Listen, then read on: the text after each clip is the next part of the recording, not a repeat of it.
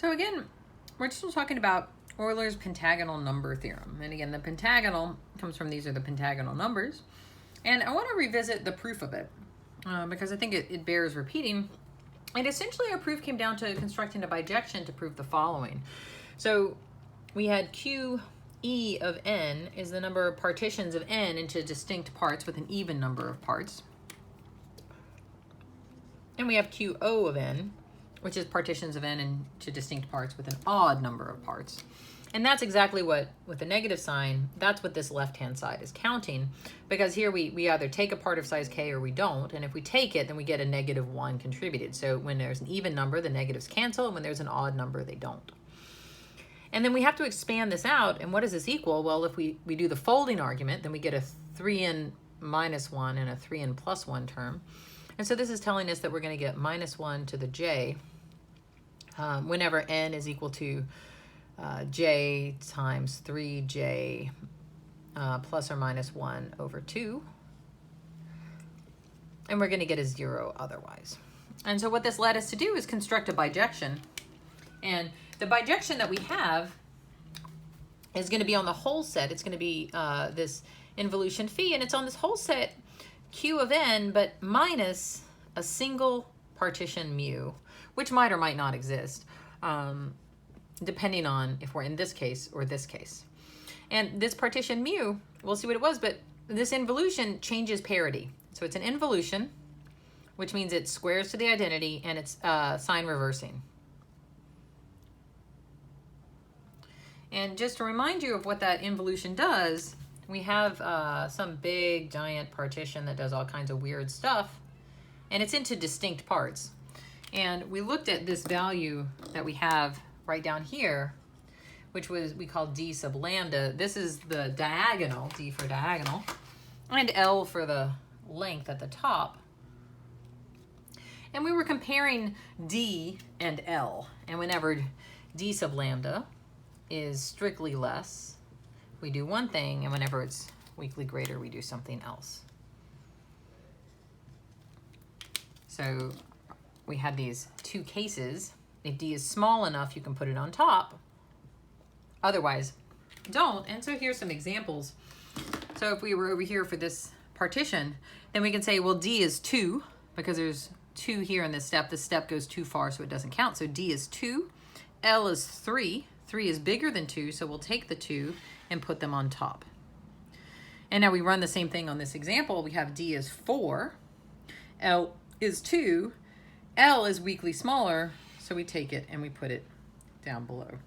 And that's our involution. And when we have something like this, here d is equal to 3, L is equal to 3. The problem is that we're in this case here, but no matter how we try to resolve this, if we take these 3 off, we can't put them on top because that creates a problem.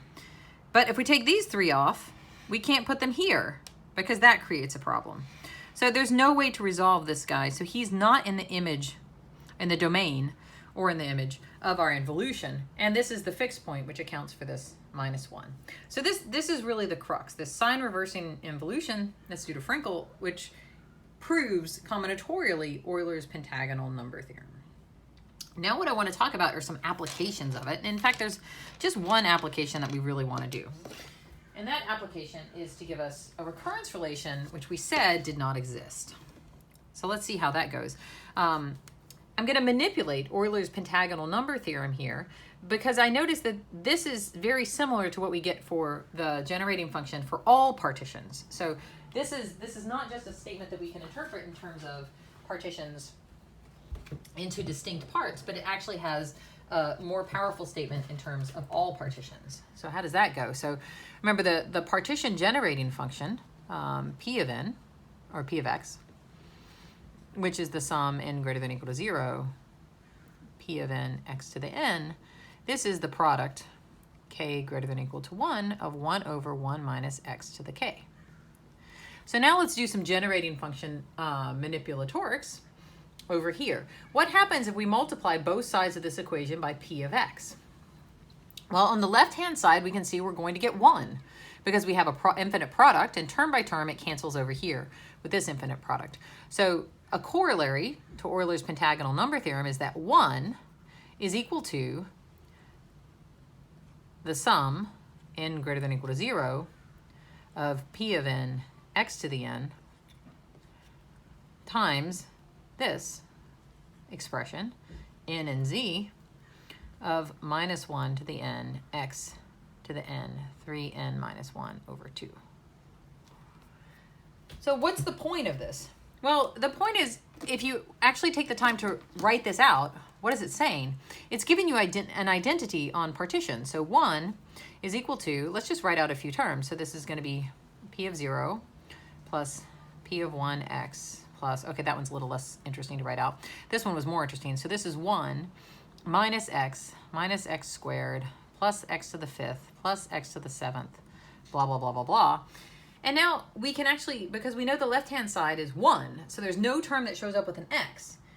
This is giving us a recurrence relation for the number of partitions. So for example, well, I guess in general, p of n, what is it equal to? Well, if we just carry this thing out, so this is going to have to be equal to p of n minus 1 plus p of n minus 2 minus p of n minus 5 minus p of n minus 7 plus p of n minus 12. And you keep going until you hit 0.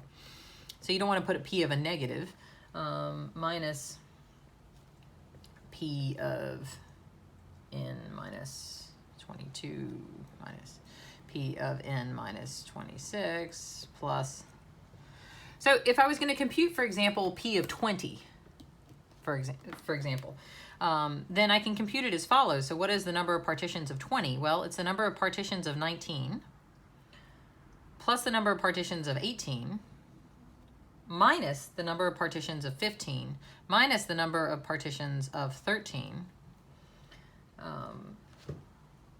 plus the number of partitions of 8 minus the number of partitions of 5, oh sorry, plus the number of partitions of 5.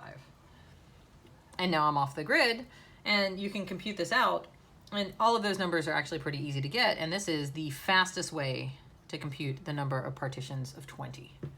So if you wanted to, for some application, have the number of partitions of n programmed into your computer, this recurrence relation that we actually get from Euler's pentagonal number theorem is the most efficient way to compute p of n. It's a recursive way. Of course, it's kind of far out, but you can compute these numbers, and the pentagonal numbers are easy to compute because we have the expression for them here. So we can just work this out until we hit 0, subtracting everything down, and that's exactly the recurrence relation that we're going to get. So I had said before, there is no recurrence relation for the number of partitions of n. Perhaps it's better to say there's no simple one, but if you're willing to accept this alternating sum, this is actually a very efficient way to compute.